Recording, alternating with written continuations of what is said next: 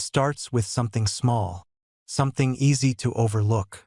A coin so light, so common in its time, that most people never pause to look at it twice. Passed through countless hands. Children spent it on candy. Shopkeepers tossed it into drawers without a second thought. But time has a way of changing how we see things, and what was once dismissed as ordinary slowly reveals itself to be something more. The one Grosz coin minted in the year 2000 in Poland seems, at first glance, to be nothing special. Brass in color, weighing just 1.64 grams, its edges finely reeded. It features the crowned eagle of the Polish coat of arms on one side and a large numeral 1 framed in leaves on the other. It is small. It is light. It is almost always ignored. But like any story worth telling, the truth about this coin lies beneath the surface. In 2000, Poland was going through subtle but significant changes. The economy was shifting. The people were adapting. And like any country moving through change, the objects they used every day took on new meaning. Coins are never just coins.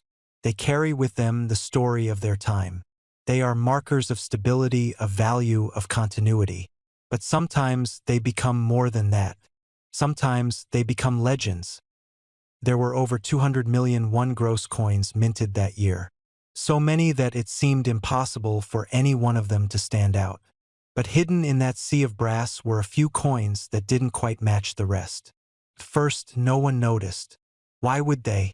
But eventually, collectors began to talk. They began to compare.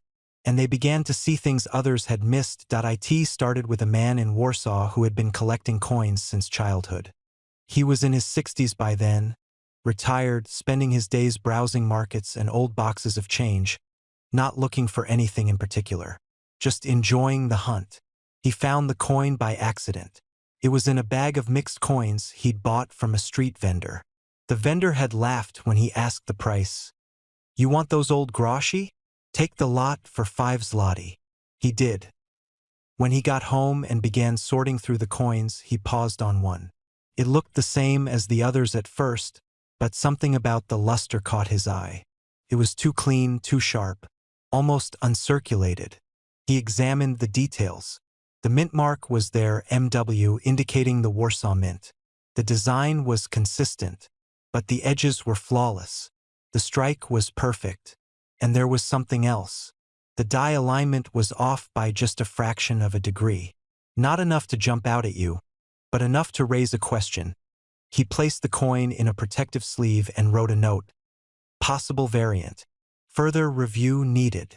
He didn't think much of it at the time, but a few weeks later, he posted a photo of the coin in an online forum for collectors.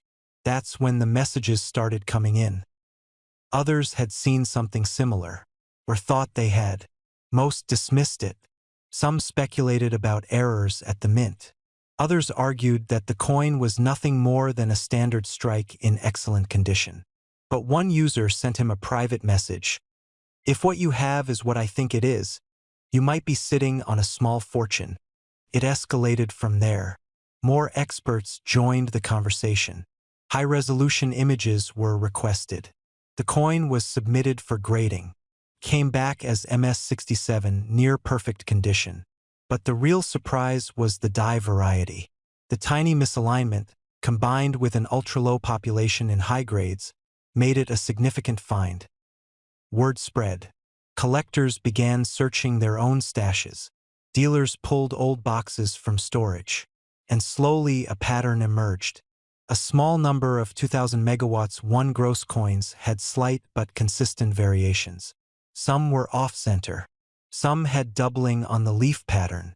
A few had a microscopic die crack running through the reverse. None of them were dramatic on their own.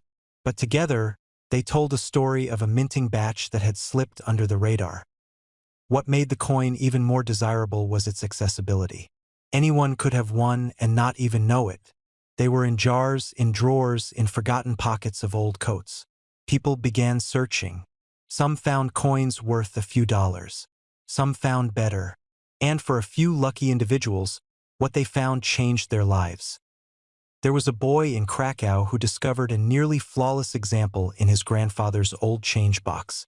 His parents laughed when he showed it to them, but a local collector offered to buy it on the spot for 400 zloty. They declined. They submitted it for grading. Came back MS-68, one of the highest ever recorded. A bidding war followed. The final sale?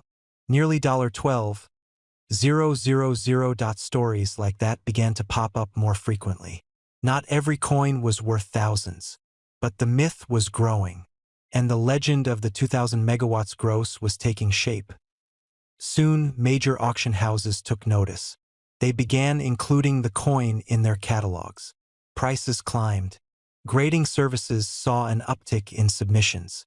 The market was heating up. And then it happened.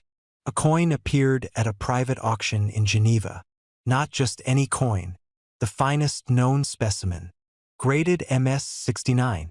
Perfect in every visible way. With provenance, images, and expert validation. The auction was attended by serious collectors and investors from around the world. The bidding started modestly, but it didn't stay that way. Phones rang, paddles went up, numbers jumped, and when the final gavel fell, the room fell silent. The coin had sold for $6 million.